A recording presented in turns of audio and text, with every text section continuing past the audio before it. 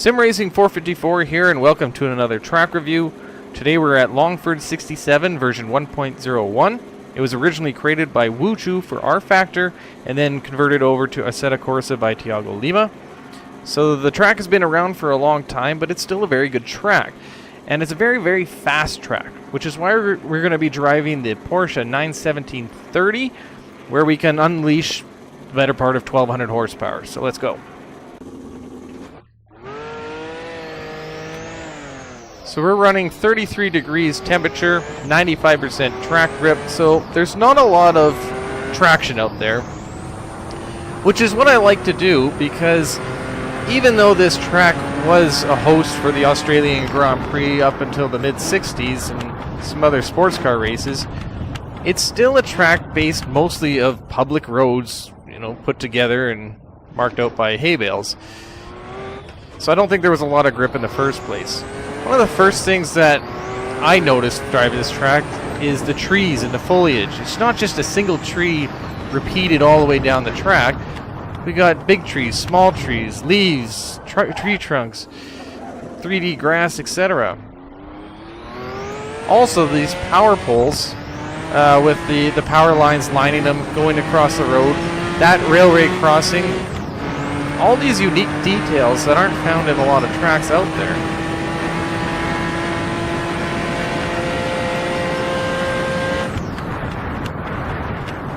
You'll quickly notice that this track is primarily straight stretches, so it is definitely not a high downforce track by any means. In fact, I'm running a very low wing package on this car.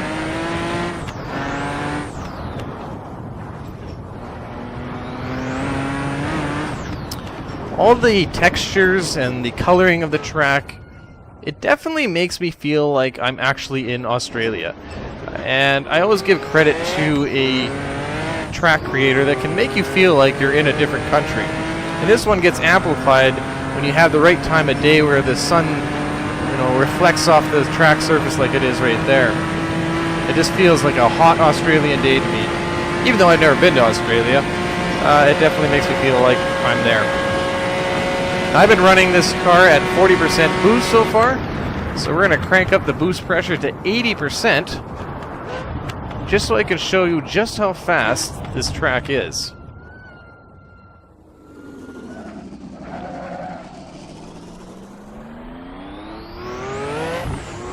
Short shift second. There we go. Fourth gear. Gonna do a little lift for the kink. Sometimes get a little air here. Hard on the brakes. Third, second, and into the first of the handling sections of the track. This one being with the iconic railway bridge right there. The shadows of the big trees. And then we're going to cross this little bridge here.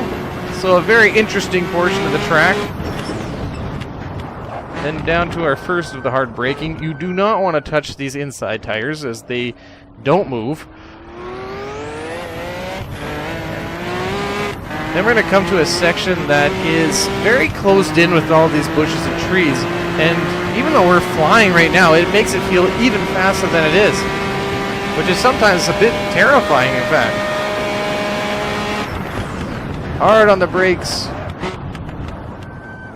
First gear. You'll quickly notice as well, there's virtually no runoff areas, so you have to get your brake points correct because it's very easy to go off the track. Wrong gear for that one. This would be the second portion of the handling side of the track, I guess. That area right there would have been good for high downforce, as it's actually a relatively fast corner. And then we're going to come on to the long straight, which is an uphill section, but it is still long enough to reach our maximum speed of the car, which with this Porsche, we're going to climb all the way up to 364 kilometers an hour. We're going to watch for our brake point, which is going to be right about there, just past the 400 meters. That's right, 400 meters in braking. And then slow it down right under 40 kilometers an hour, and then try to get it to hook up so we can get all the way back to the start-finish line and complete a lap of Longford 67. So let's move on to the AI and the cameras.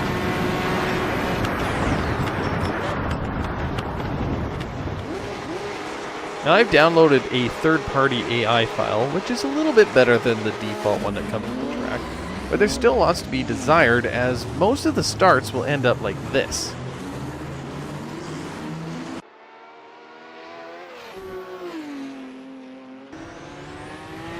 Then you'll find the AI has a tendency to brake early, which can lead to this.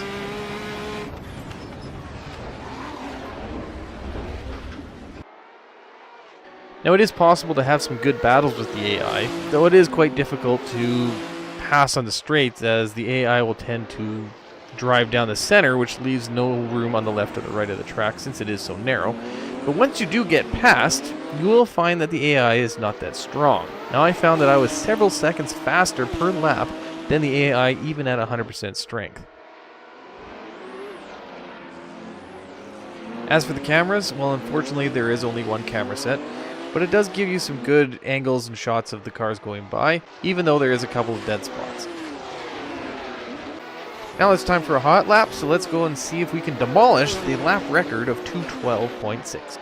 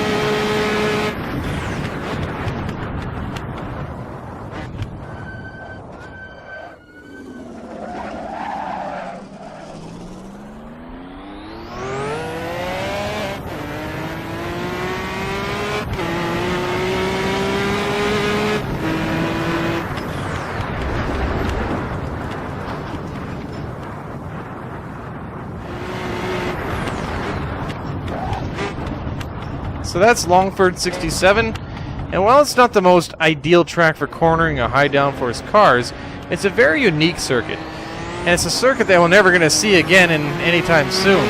I mean, a track that's just a bunch of roads separated by hay bales and picket fences, it's not the most safe track out there. And if you crashed at this track, it's probably going to be the last crash you're ever going to have.